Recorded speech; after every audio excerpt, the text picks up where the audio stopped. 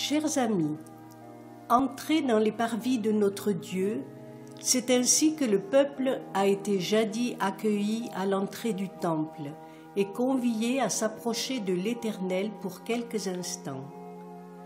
Nous n'avons ni cadre grandiose, ni cérémonie rassurante à vous offrir.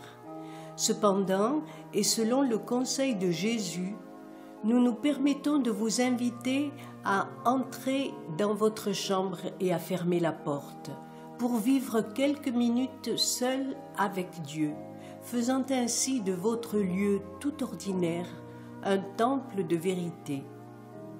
La présente célébration n'a pas d'autre ambition que de vous conduire dans le silence au pied du Christ. Êtes-vous prêts? Alors suivez l'Esprit de Dieu. Il vous accueillera et vous conduira dans un temple de Dieu qui n'est pas fait de main d'homme. Que Dieu soit avec vous et vous accompagne. Cette célébration a été préparée à votre intention par l'espace de réflexion et de partage chrétien du poste de la chaloupe de l'Armée du Salut du territoire France-Belgique. Après chaque nouvelle parution, les programmes anciens resteront accessibles par lien dans notre bibliothèque.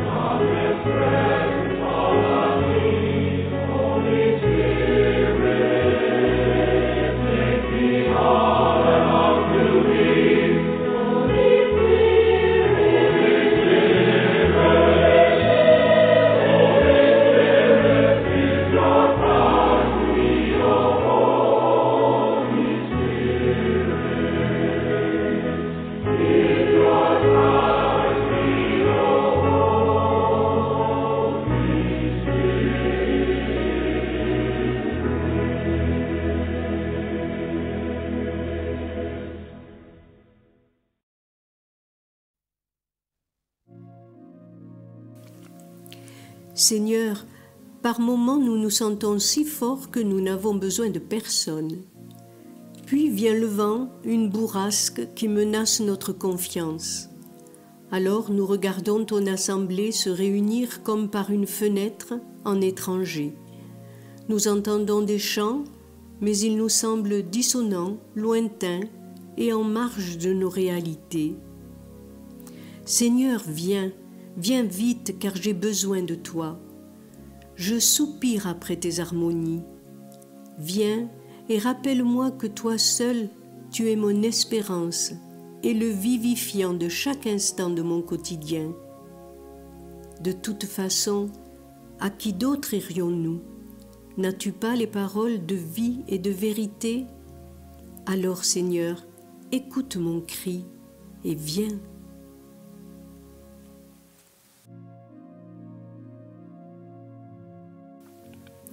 « 1 Samuel, chapitre 2, extrait dans les versets 1 à 6. Mon cœur se réjouit en l'Éternel. Ma force a été relevée par l'Éternel. Nul n'est saint comme l'Éternel. Il n'y a point de rocher comme notre Dieu. Ne parlez plus avec tant de hauteur, que l'arrogance ne sorte plus de votre bouche, car l'Éternel est un Dieu qui sait tout, et par lui sont pesées toutes les actions. L'arc des puissants est brisé, et les faibles ont la force pour ceinture. L'Éternel fait mourir et fait vivre.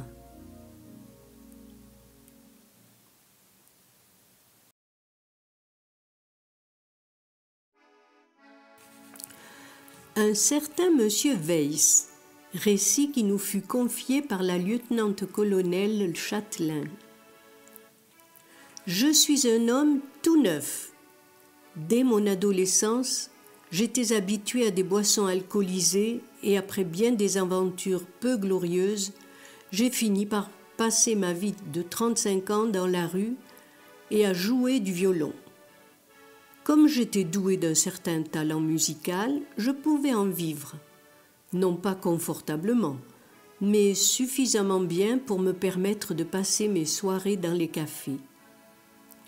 Un jour, au gré d'une rencontre, je suis entré en contact avec une personne de l'armée du salut. Entre autres, elle m'a invité à assister à une réunion, ce que j'ai fait. Ce jour-là, il s'est passé quelque chose d'inexplicable en moi. Profondément bouleversé, j'ai suivi l'invitation et j'ai accepté le pardon de Dieu en Jésus-Christ. Dès lors, tout a changé bizarrement dans ma vie. Je me suis senti tout à coup capable de prendre les choses en main. Parmi les problèmes à mettre à jour, il y avait sur la liste le renouvellement de ma carte d'identité. L'ancienne, établie de nombreuses années auparavant, ne correspondait plus à mon profil. La photo de moi qu'elle affichait était celle d'un homme visiblement négligé, en vêtements sales, hirsutes et au regard étrange. La nouvelle photo présentait un homme propre, bien rasé, correctement vêtu et au regard clair et franc. Problème. Face à un tel changement et en dépit de mes affirmations, la réaction du fonctionnaire au guichet fut un refus catégorique, craignant une usurpation d'identité. Que quelqu'un puisse se dégrader au fil des ans était admissible, mais le contraire.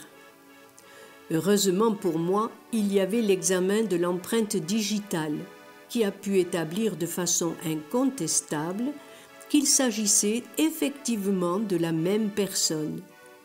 Ainsi, j'ai récupéré une nouvelle carte d'identité pour un homme tout neuf. Si quelqu'un est en Christ, il est une nouvelle créature.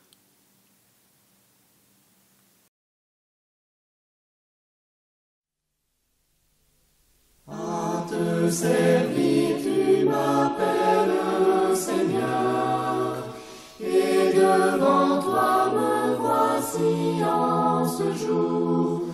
De ton grand amour fait brûler tout mon cœur. Je ne puis rien sans ton secours. Toute ma vie aujourd'hui je te donne, tous mes élans, mes projets, mes désirs, tout mon avenir en tes mains j'abandonne. Je ne veux plus que te servir.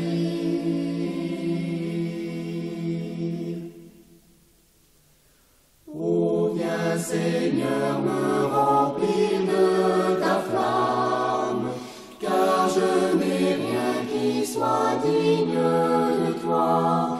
Pour toujours deviens le maître de mon âme, toi seul dispose enfin de moi. Toute ma vie aujourd'hui je te donne, tous mes élans, mes projets, mes désirs, tout mon avenir en tes mains j'abandonne. Je ne veux plus que te servir.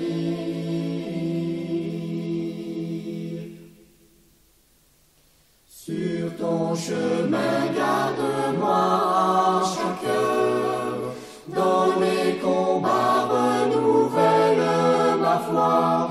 Si ton Saint-Esprit fait en moi sa demeure, rien ne peut m'éloigner de toi. Toute ma vie aujourd'hui je te donne, tous mes élans, mes projets, mes désirs, tout mon avenir en tes mains j'abandonne. Je ne veux plus que te servir.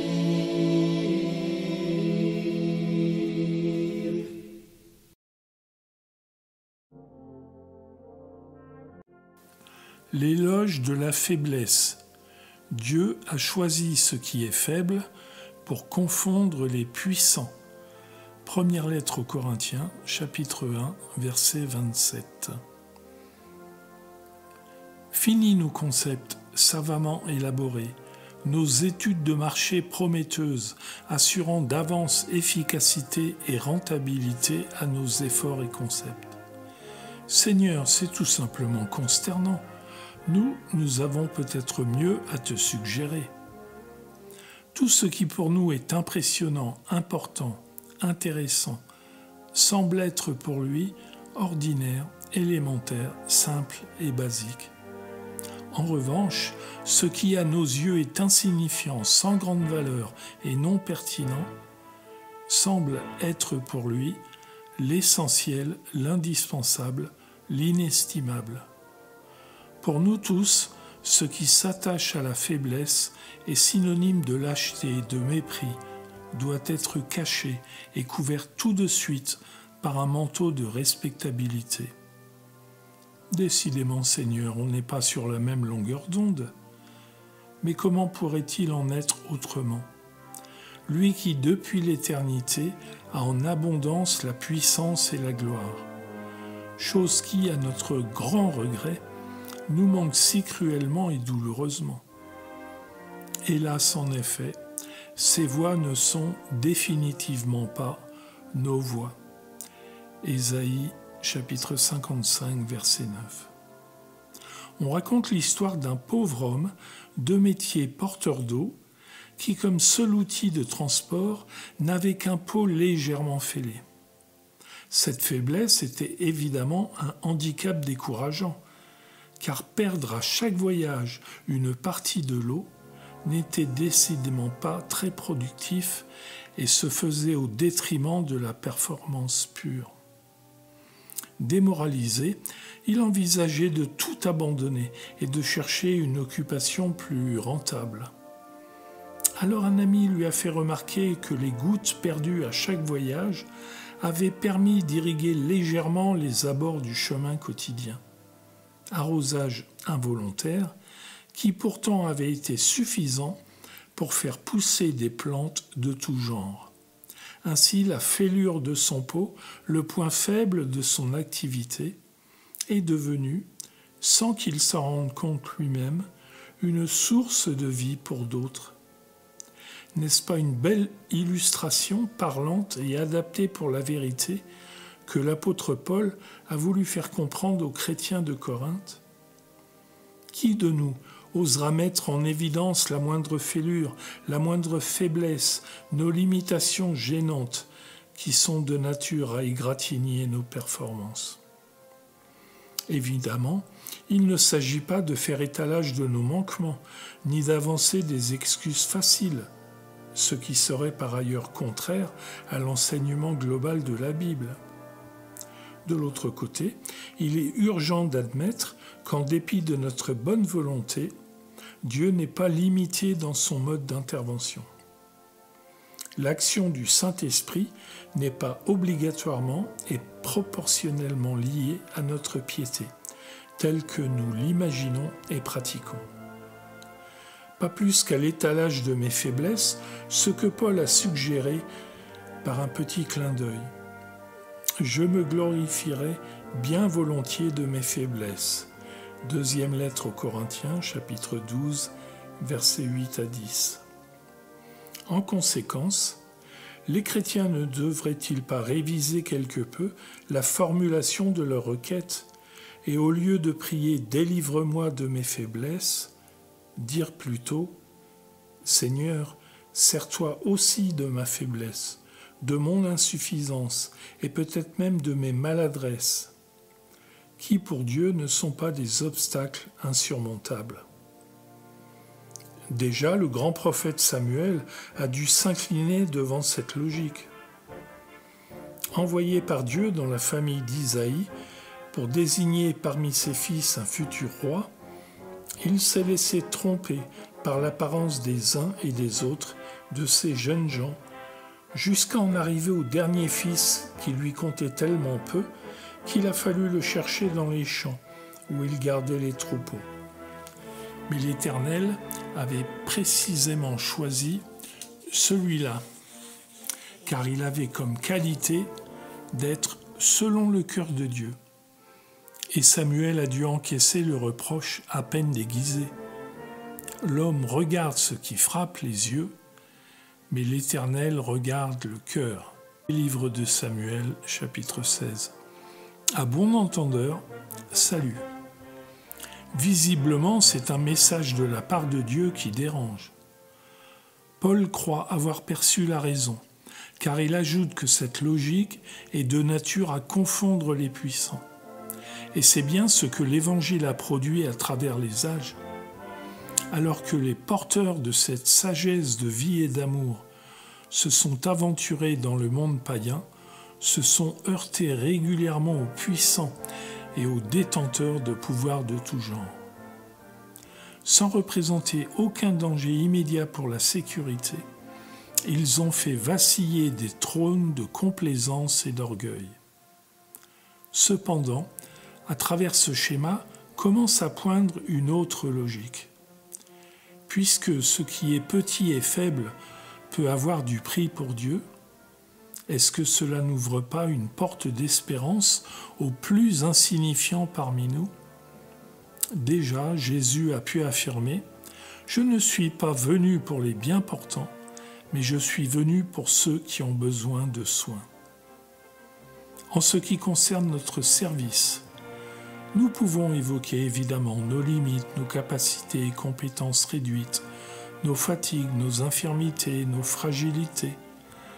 Bref, tout ce qui voudrait nous faire croire que Dieu ne peut pas se servir de nous. Mais le Christ nous permet, et même plus, il nous demande de dépasser notre propre imagination si limitative. Ayez les regards sur Christ, lettre aux Hébreux, chapitre 12, verset 2.